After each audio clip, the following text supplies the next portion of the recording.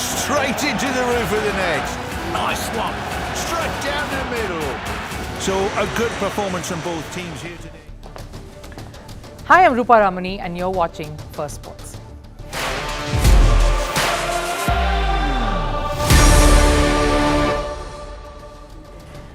We will cross over two ends of a spectrum today. To stay motivated in sports for years is tough, especially when we see that with time and as years pass, competition, the scale of technology and the demands of the sport itself spiral to incredible heights. And the same goes for when anyone is starting out. How do you know where you will end up in the future? And the losses can really slow you down. So today, we look at superstars nearing the end of their careers, still challenging each other. Lionel Messi and Cristiano Ronaldo.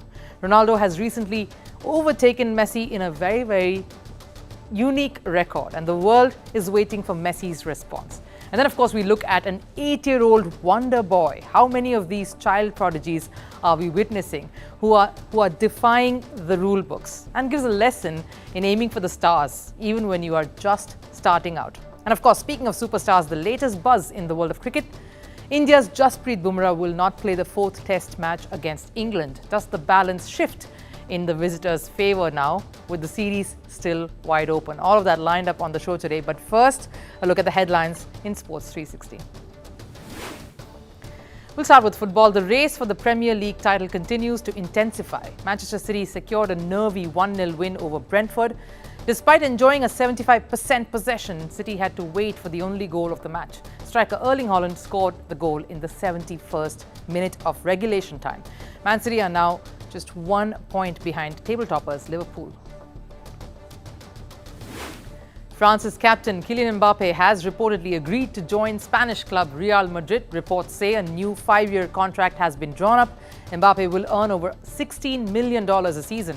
It's also being reported that he will get about $162 million as signing bonus to be paid over 5 years. Mbappe is yet to sign on the dotted line. In tennis, it was another setback for the men's world number 2, Carlos Alcaraz. He sustained an ankle injury during the first round of the Rio Open. The 25-year-old was forced to retire after just 2 points into the opening game. Alcaraz was up against wildcard Thiago Monteiro when the mishap happened. He crashed out of the Argentina Open just before this in the semi-final. Over in cricket, the 2024 edition of the Indian Premier League, or the IPL, is set to start from the 22nd of March. This was confirmed by the league's chairman, Arun Dhumal. However, he said the IPL fixtures were yet to be announced, as the tournament will clash with India's general elections. And sources say it could be a phased-out IPL schedule, keeping that in mind.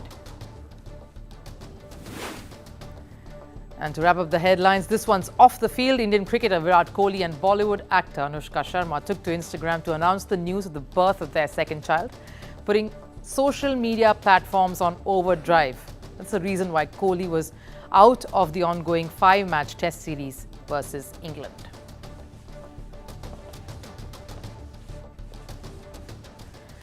Now, Lionel Messi has been in the news for all the wrong reasons over the last few weeks, thanks to rubbing certain countries and their fans the wrong way. Contrastingly, his biggest rival, Cristiano Ronaldo, has been doing all the right things despite being the outcast as far as the awards lists have been concerned last year. And here comes another chapter in the whole Cristiano Ronaldo versus Lionel Messi debate, a debate that continues even after 2 decades, and it's one we never tire of. While Ronaldo has his records and trophy cabinet to boast of, Messi has his fair share too. When the Argentine won the 2024 FIFA World Cup, many assumed that this would surely settle it all. But then again, World Cup isn't an individual trophy, it's a team event. At least that's what Ronaldo fans would have said and reminded everyone. The duo from there have gone their separate ways, made inroads in different parts of the world, and have established their stronghold in their own space.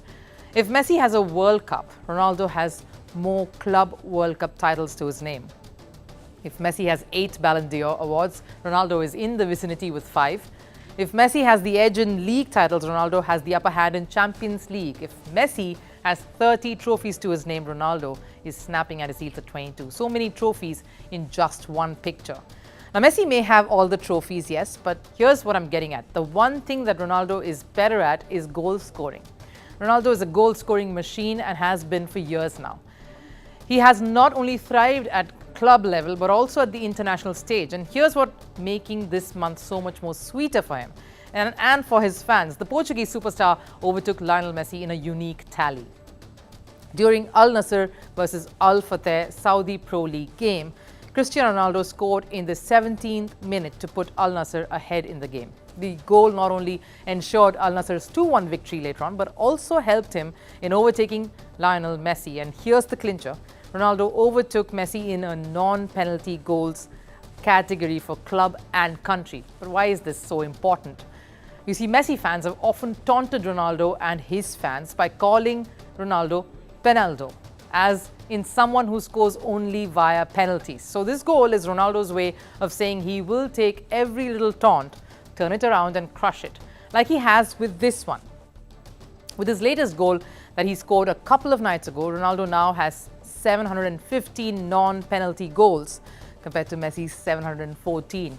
Clearly enough to shut all the Penaldo remarks for good now. And given the way Ronaldo is performing in Saudi Pro League, he doesn't look like he will stop anytime soon. Ronaldo has scored a total of 21 top-flight goals this season for his Saudi club. After adjusting his life in the first year, Ronaldo seems to have hit his stride in the second. Messi, on the other hand, is trying to focus on the pitch and firefight off it. He has had his hands full with a massive hit to his image and his relationship with a country like China. We delved into that in detail just yesterday. So this phase on the field for his American side, Inter Miami, is crucial. If Ronaldo is doing all he can on the football ground to shut out the noise, Messi too will have to follow suit. And it's the opportune moment. The 29th MLS season is all set to kick off tonight. And starting off proceedings is Lionel Messi's Inter Miami, taking on Real Salt Lake in South Florida. Let's set this one up for you just a bit. Inter Miami has come results. During the Riyadh Cup, they first lost 4-3 to Al Hilal, followed that up by a 6-0 hammering against Al Nassr. Their only win came against Hong Kong 11, where they won 4-1, but it was followed by a penalty shootout loss against Japanese club Vissel Kobe. And their last preseason friendly game in Argentina also ended in a 1-1 draw. It was against Messi's boyhood club, Newell's Old Boys. So clearly, for Messi, it has been dismal times on the field and also off it, which is why all eyes will be on the superstar.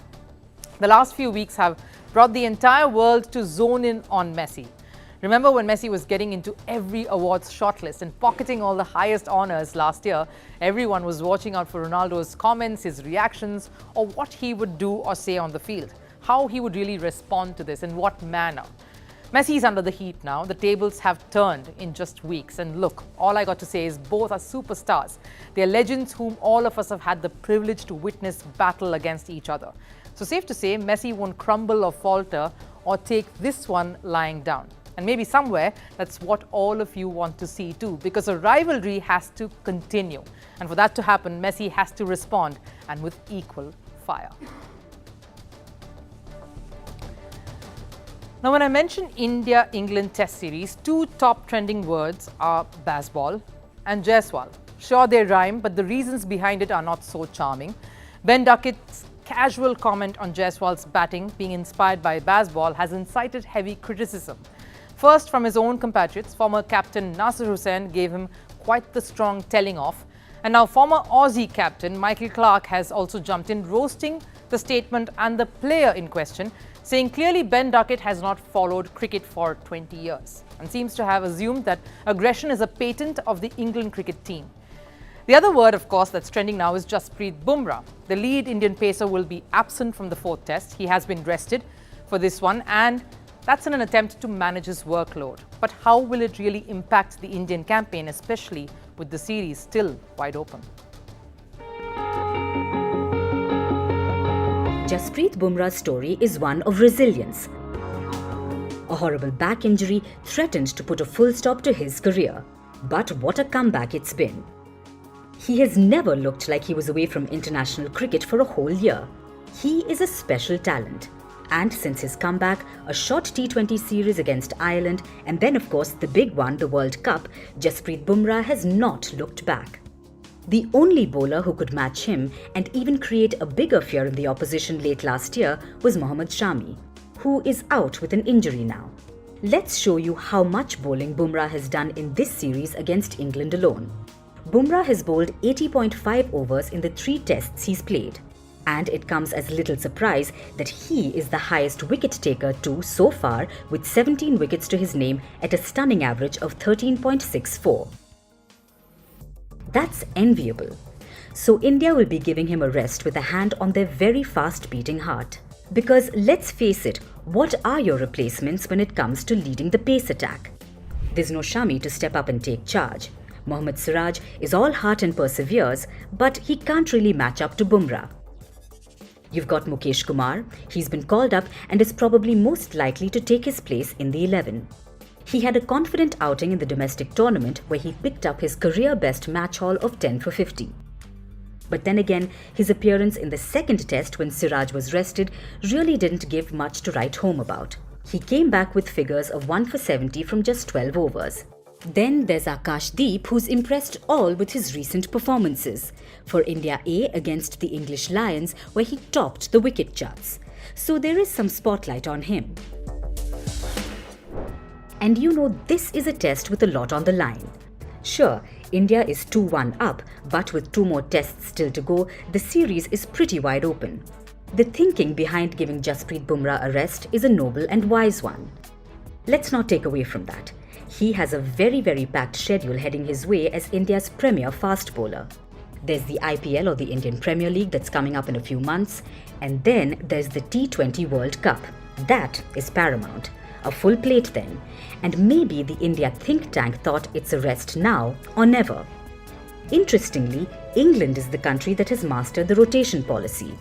Being one of the first countries to actually do this, where the likes of James Anderson and Stuart Broad would be rested knowing the workload they were enduring, India is only waking up to this in the last couple of years. And that too after big players like Virat Kohli speaking out about the load they undergo both physical and mental owing to the busy demanding cricket calendar. But India will have to ask themselves a couple of hard questions. Did they get the timing of the break right? And who in this lineup can truly step up and take charge? Is the bench being groomed enough or picked well to step up in case of adversaries? Those are some questions they need to start finding answers to. Clear management in the coming years and keeping everyone in the right space will be one of the biggest challenges for cricket bodies. Now, what would you expect an 8-year-old kid to do? Maybe play in the backyard, develop a hobby, or participate in sports? I wouldn't say you're wrong to think of all or any of that, because 8 years of age is still too young to dream big, do the impossible things, and kind of correct what is norm, what many of us have lived our lives by. But then again, this year started off on us being corrected and reminded never ever to underestimate kids. A teenager, all of just 13, Willis Gibson, destroyed Tetris. If Tetris was human, it would have cried, if not only because of the unbelievable loss, then surely of the humiliation of crumbling against a kid. Someone else is in Tetris's shoes now. I'll tell you a little more on this, of course. Indian-born Singaporean Ashwath Kaushik defied all odds and executed a historic chess game. His celebrations may not have been as wild as that of Willis Gibson, but the achievement is just as brilliant. 8-year-old Kaushik on Sunday beat Grandmaster Jacek Stop in a game of classical chess. So who's a Grandmaster? Now, a Grandmaster is the highest title awarded in chess, aside from that of the World Champion title, of course. Now, in order to become a Grandmaster, a player must reach a FIDE rating of 2,500. It's incredible. Now, we've spoken about FIDE ratings here in the past. It's basically equivalent to your rank and your position. The rating point is a code to show where you stand in that list the world over. So in, say, Tetris terms, a Grandmaster is close to level 157. And thus an 8-year-old beating a Grandmaster is a remarkable achievement. The historic triumph came in round 4. This was Kaushik's 4th consecutive win at the tournament. Reflecting on his win though, Kaushik said, and I quote, "It felt really exciting and amazing, and I felt proud of my game and how I played, especially since I was worse at one point but managed to come back from it." Quite the controlled statement from an 8-year-old. With this win, of course, Ashwath at the age of 8 years, 6 months and 11 days became the youngest player ever to defeat a grandmaster. He, of course, has broken the barrier that was established just last month. Leonid Ivanovic from Serbia became the first player under the age of 9 to defeat a grandmaster in a classical tournament game. But as they say, records are meant to be broken. Ashwath shattered that record by almost 5 months. He now joins a prestigious list of young talents, Indian-born, who have beaten a grandmaster. The list has, of course, world's youngest grandmaster ever, Abhimanyu Mishra, and of course, India's rising chess prodigy, R. Pragyananda. All of these under 11 years old when they did this, and of course, when they scripted history. And Ashwath is not just part of the list, but is the topper in that. So it's players like Ashwath who are rewriting history books with their triumphs, and thus this tweet from Anish Giri, another grandmaster, sums up the achievement. 8 is the new 12. It's like everyone under 8 will now have a task in hand to beat that record and do better. So what's Ashwath's story then? He was born in India, has been living in Singapore though now for 6 years. This isn't Ashwath's first major achievement as well. He won triple gold in the under 8 category of the Eastern Asian Youth Championships in 2022. He also learned the chess rules at the age of 4. Imagine that. But Ashwath doesn't come with chess in his family, unlike, say, a Pragyananda. No one in his family plays the game, and thus Ashwath's achievement was a bit shocking even for his father. It's surreal as there isn't any sports tradition in our families. Every day is a new discovery, and we sometimes stumble in search of the right pathway for him. With this kind of smarts and talent, maybe you don't need a background in chess. But for an 8-year-old to achieve this is still incredible. It's safe to say Ashwath was meant to do this. His demeanor, though, his quiet celebration and a very mature remark right after the win just makes him a good fit for this. At 8 years of age, this is incredible. But here's the catch. I showed you a list of the youngest Indian-born players who've beaten grandmasters. But if I had to give you a number of kids 10 years and under who have triumphed over grandmasters, then there have been just 12. Only 12 the world over. And out of that list, only one has gone on to become a grandmaster himself. The other is on the path to becoming one and whose future looks bright. Of course, Pragyananda is whom I'm referring to. So not every unbelievable achievement will translate to a fantastic career, but not all will be a flash in the pans either. But this chess player story has definitely started off in the best possible way. Now, it's the end of the show, but still there's some time for last serve. Now, we've seen political top brass the world over, whether it's Macron or India's very own PM Modi, getting ever so involved in sports, sporting events, and also probably trying their hand out at some. Here's the royal family engaging in not so very regal activities. Prince Harry, along with the Duchess of Sussex, Meghan, had a field day in the frozen tracks of Canada.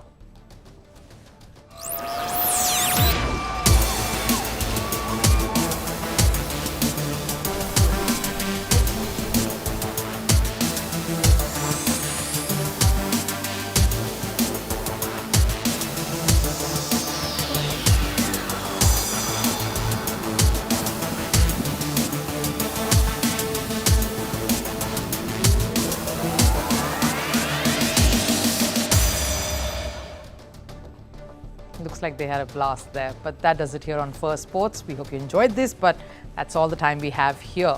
I'll see you again tomorrow. Till then, do take care.